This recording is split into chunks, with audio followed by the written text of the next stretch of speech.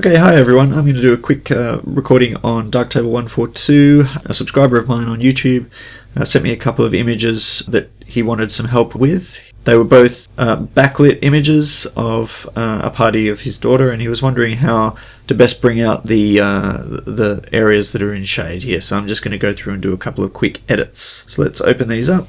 Okay, so what we've got here is the camera is probably white balancing to the background. It's blown out the sky as well, which also tends to throw out the white balance. So the first thing I'm going to try and do is set the white balance to something like shade to bring up the oranges and so forth in the foreground. The second thing you'll notice is that it's quite underexposed on her face here. So what I might do is, let's see here, it's ISO 100, so we can probably have a bit of latitude to push it up. So let's try pushing up the exposure.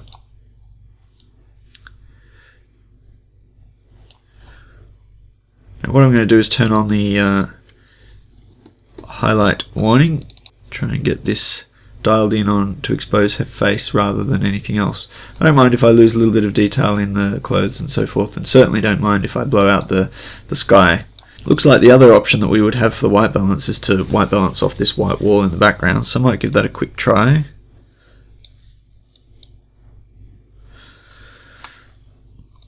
Or we could white balance off the collar of her shirt here.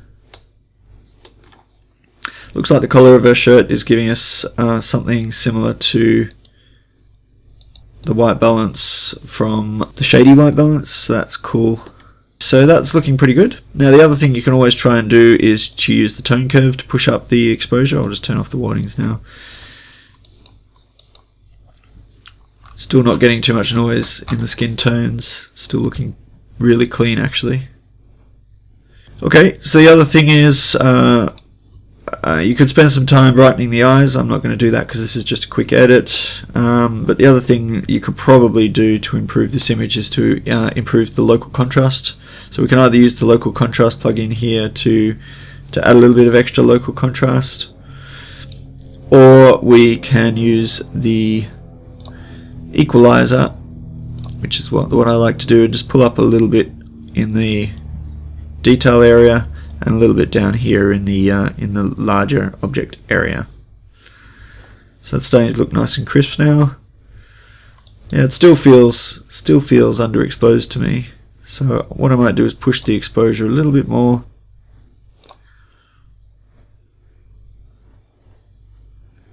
And what I'm doing here is I'm just looking at her face here, which is what I'm exposing for. I don't mind if I blow these things out a little bit here. Just not too much.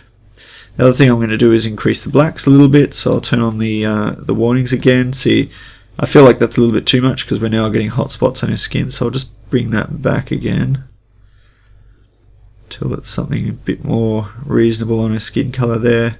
It looks pretty good. Now I'm going to push up the blacks to make everything in the background sort of a bit richer, bring up the colors.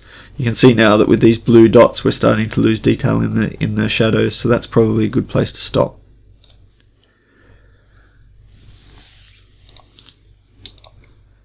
I'm going to raise up the darks a little bit more.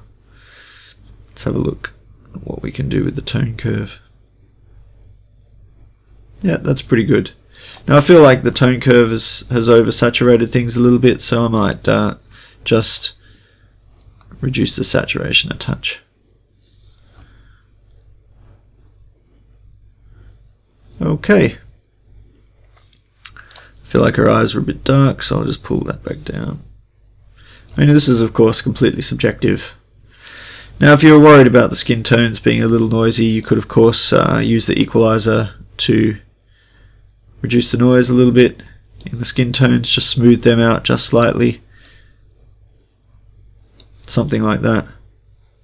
Or of course you could use one of the more dedicated correction tools like denoise profiled, which is good to use. I've done a previous video on that. Okay, so that's that image. What I might do is move on to the next. So this one has bright sunshine coming in from her right side, so her face is in shade. You can see here that the shade part is quite blue, and the sun obviously looks white. So we've got effectively two white balances in this shot. Now again, we want to expose probably for the white balance for her face here. ISO 200, a little bit more noisy in the shadows here. So I'm just going to hit the white balance off this. Again, you could either do shade preset, or you could do the spot. Now this is black and white, so we can, and the other thing we can do with the spot is that we can kind of go for a middle ground between the shade and the sun. So we can have a little bit of blue in here and a little bit of yellow in here, and just sort of split the difference. So that's cool. Now we've got all this negative space over here. Don't know how I feel about that. It might be intentional, so whatever, but I'm just going to do a square crop on this one, just for the sake of argument in this case. So what I might do here is have a bit of positive space, put this strong line of her arm into the corner, and just get the rule of thirds on her eye. So again, we're overexposing on these brightly sunlit areas. So let's see what we can do with the exposure in terms of where we want to push it. So let's go up, just see how far we're willing to take that. It looks quite nice. And we can see that we're at ISO 200, so we've got a little bit more noise in her face, so we'll deal with that in a moment. Okay, so that's looking pretty good. Might try a little bit of tone curve to bring up the midtones a little, and I'm going to add some black again. Okay, so now I'm going to add some more sharpness. What I want to do is sort of make these hairs nice and defined, sort of bring out the eyebrows and so forth. Oh, so I'm on the wrong curve. No wonder nothing was happening. Let's go back to the Luma tab, sharpen these up, add a little bit more, and add a little bit more to the sort of larger items, just to bring those out. Okay, cool. I think the blacks are probably a little bit too dark again. Now obviously you'd probably get a better result than this if you added flash while you were there, but of course we're dealing with what we've got in the captured image. Okay, so let's go back and reduce the noise a little bit in her skin tones here.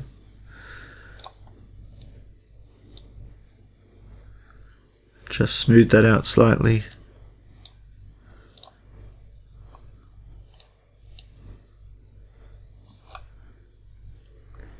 Alright, I think I'm done.